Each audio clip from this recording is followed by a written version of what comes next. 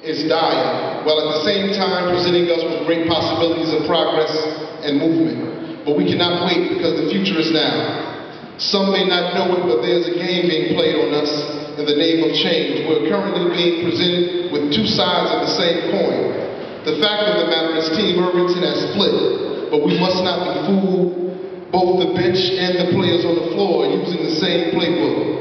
A playbook that we have seen for far too long, a playbook that is founded on the ignorance of the people, a playbook that rewards personal loyalties over political principles, a corruptible philosophy that sees the residents of this town as the main impediment to progress and forms everything that the current leadership does. Their rule has constantly consisted of the locking out of the majority of the folk from the table of discourse and resources to effectively keep power for themselves.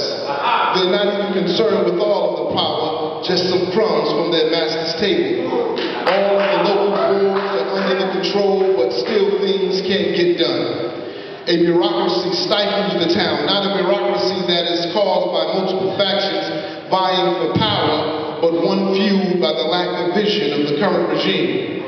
I'm not fooled, nor should you be, by the shuffling of the same old deck being presented to us as a new set of cards.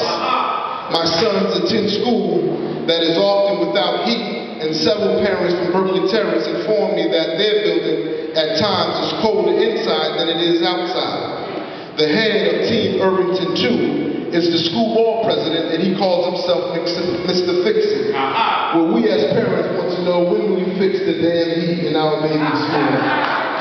How arrogant can one be to believe that he or she can fix the lives of 53,000 people by himself? This attitude is indicative of Team Irvington 1 and 2, extreme arrogance without accomplishment. The time has come to move away from local political dictatorships and toward democracy.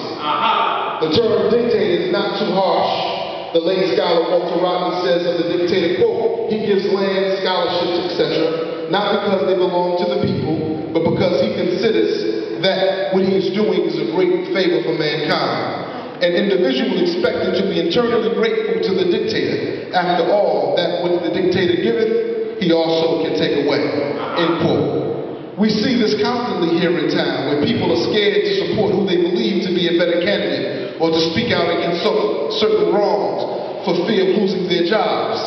What kind of people would threaten the way that a man or woman feeds their children because they disagree? Walter Rodney further gives a description about those who are around the dictator when he writes, quote, dictators surround themselves with mediocrities and lackeys. That is to say, by men and women with little competence and integrity who maintain their position through cunning, opportunism, and bootlicking in relationship to the dictator. In relationship to the people, these stooges of the dictator become tyrants who imitate as best they can the intolerant and despotic behavior of the big boss, end quote. This is the scene today, a scene that has for far too long stunted the growth of this potentially great town. Using the appetites of people's children against them has to stop. Like Miles said, let 1,000 flowers bloom and the best shall remain. The color of the most profound ideas will survive the test of time and extreme circumstance.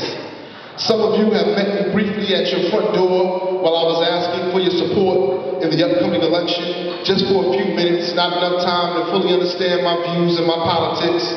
So this event is sort of an introduction. Hello, my name is Shabazz, and I want to be your next councilman here in Irvington, New Jersey.